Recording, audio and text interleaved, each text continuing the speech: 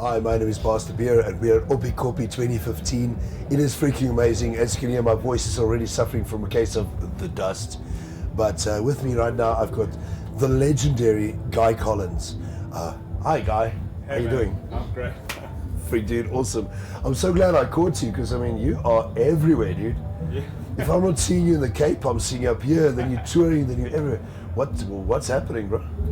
Well, I've just had an amazing sequence of events, and I suddenly found myself with 3 different studios offering me free studio time, and then I realized I could make an album. I was actually just going to record one song, and Nice. I ended up making an album, which includes a song that I did with some of the members of Taxi Violence called Long Way to Freedom. It's on YouTube, just Guy Collins, Long Way to Freedom, and it's also got some hip hoppers from Nyanga and some Maskandi singers on it. That is so cool because, I mean, you are very, I would like to say, proficient in incorporating collaborations in your shows.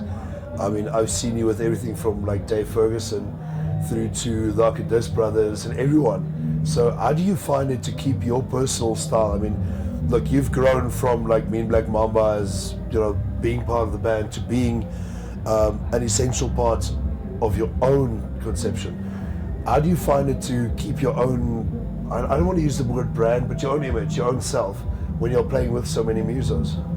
I think it actually helps to develop my own style and my own sound. And what I've been doing, and I just turned 40 this year, and I feel like I've actually only just found my own sound. Wow. And I've simplified everything, you know, and I feel like being able to play as a sideman and collaborate and be a front man has really, not so many front people can play as sidemen, you know, so I feel like that actually really helps my solo stuff and being a front man, because I know about space, you know. Well, you have to know about space to be a sideman. You can't be solo. People don't understand space, so I don't know, you know, like if you Okay. can tell YouTube, what is the concept of space? Just I think to me, a good musician knows when not to play and like not it. when to play, and because playing is fun, is easy. It's the thing is, like, where do you not play, like, and how much do you play when somebody else is doing something? You know, if a singer is singing and you're playing all over him, that's not space. You have to give each instrument and their voice. I would consider the voice an instrument. You have to give it space to come out. So when a whole band is just playing, you often hear it in modern music. It's just like a wall of sound, and there's this voice somewhere in the middle of it. yeah. And I think that's something that's maybe being lost in modern music is the concept of like dynamic, even volume-wise, and, you know, really taking the listener through an emotional journey, you know. Now tell me, like, you are a singer, songwriter, performer, session user.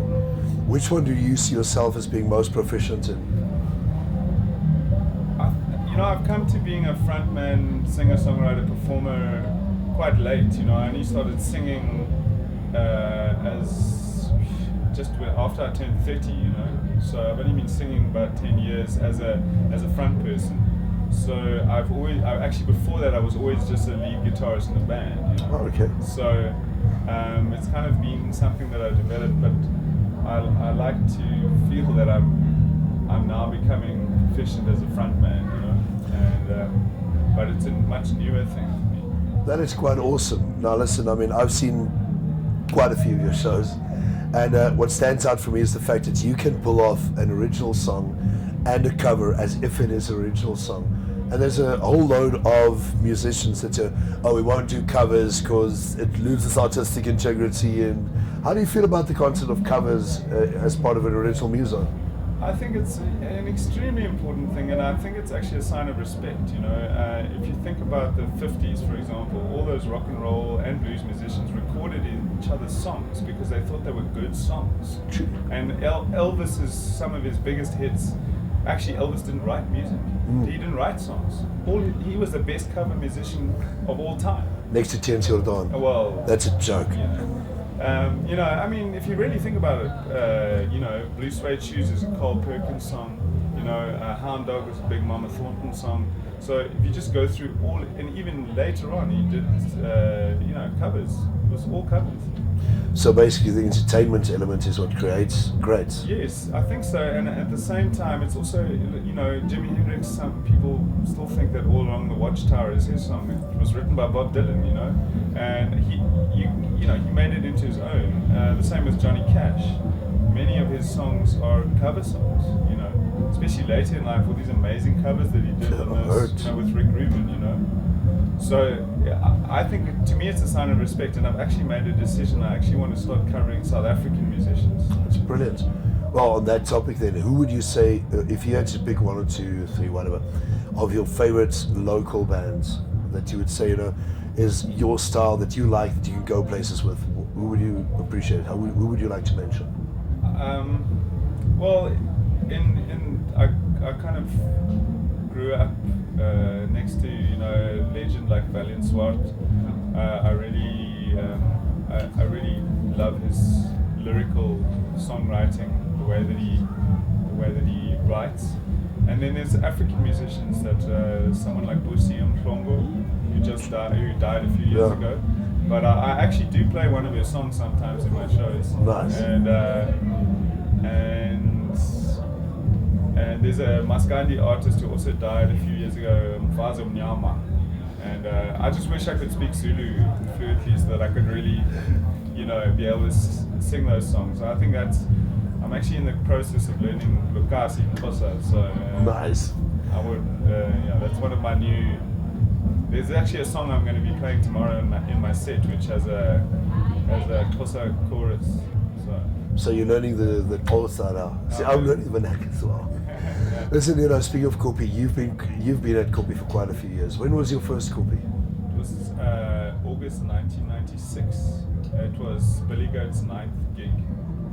Billy Goat was your first band? Very first band. And we got this gig like 9 gigs into this band existing. I don't know how we got here.